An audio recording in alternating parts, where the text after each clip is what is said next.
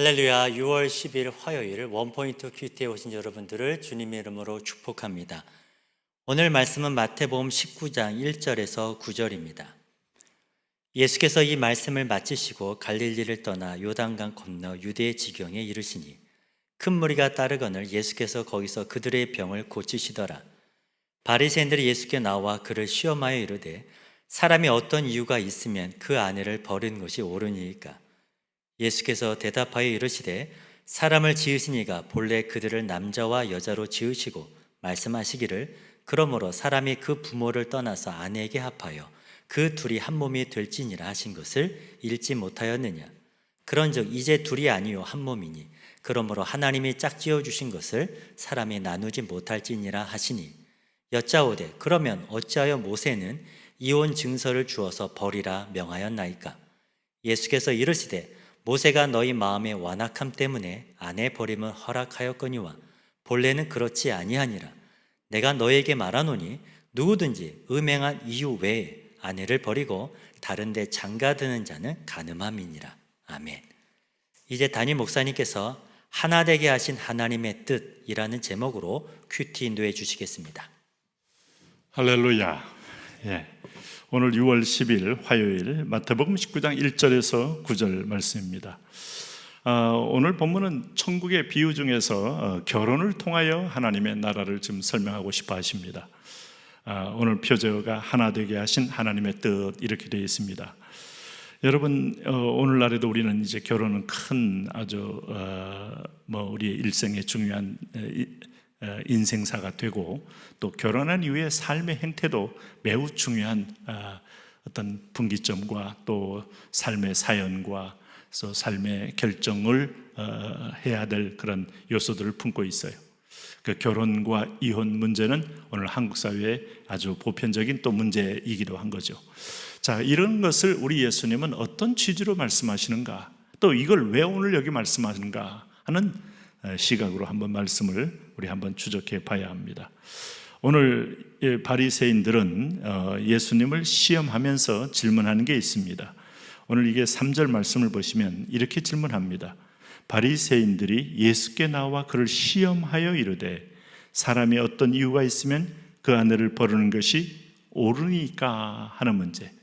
자, 오늘 구약에 또 예수님께서 하신 말씀에서 어떤 형태든 간에 이혼이 많이 일어나고 있는 이유가 있기 때문에 예수님을 어떤 일종의 이 진퇴양난의 어떤 질곡 속에 빠뜨리기 위한 질문이기도 하고 예수님이 어떤 대답으로 이것을 풀어나갈까 하는 그런 일종의 테스트를 하는 그런 질문이기도 한 거죠.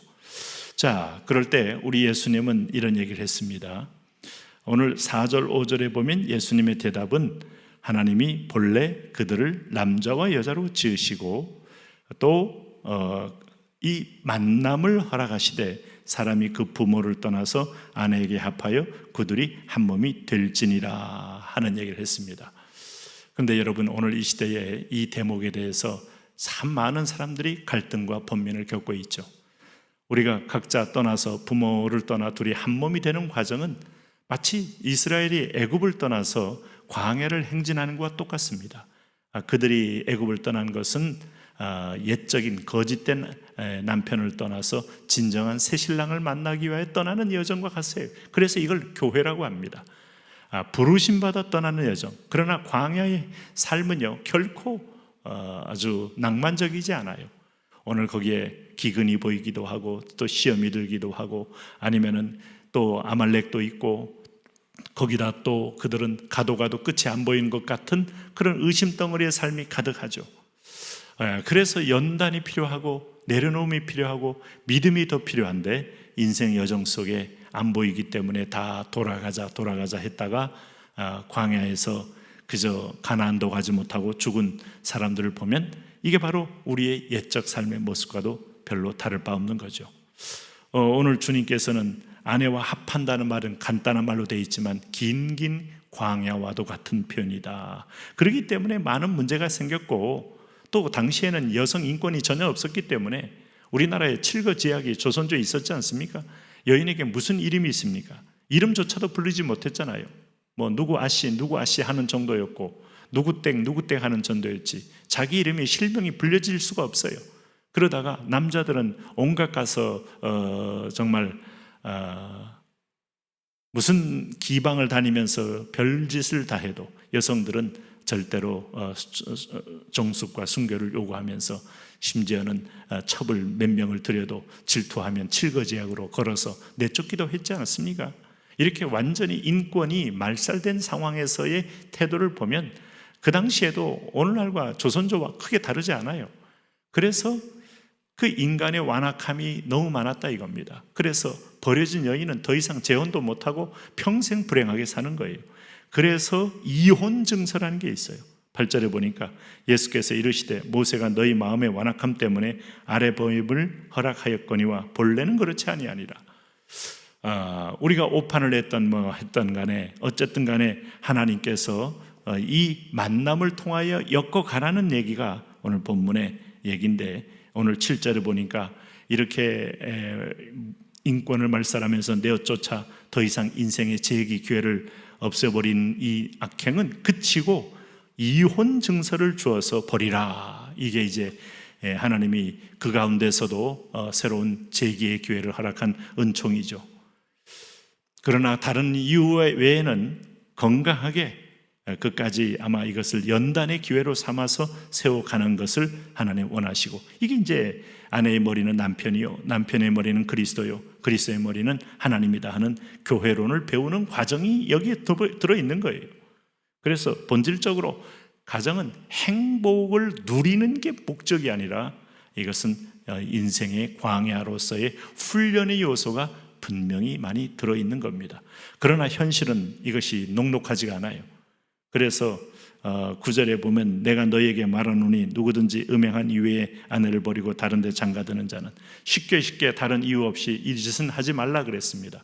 그러나 기어코 함께 할 수 없는 여건이 됐을 때는 오늘 이혼 증서 얘기가 나온 것도 너 혼자만 그저 누리며 살려고 하지 말고 아내에게도 새로운 삶의 기회를 줘라 하는 것들이 아마 하나님께서 이 유한한 세상 속에, 결혼은 여러분 천국 가면 없는 거니까 이 세상 속에서 주는 재기의 기회를 주는 은총의 표현이다 이겁니다.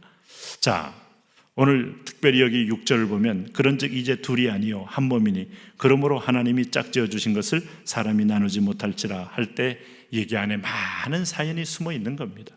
오늘도 여러분 가정생활을 해나가면서 오늘도 돌아갈 수 없는 애굽, 또 가나안에 들어가야 할 우리, 그러나 광야에서 많이 죽었던 내 백성을 생각할 때 우리의 인내 또 우리의 소망이 어디로 향하여 하는지를 우리는 잘 기억하면서 오늘도 성공적인 삶을 살게 되시기를 바랍니다.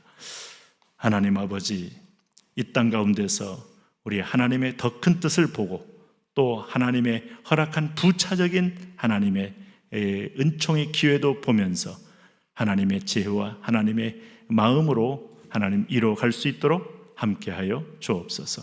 예수님 이름으로 기도합니다. 아멘.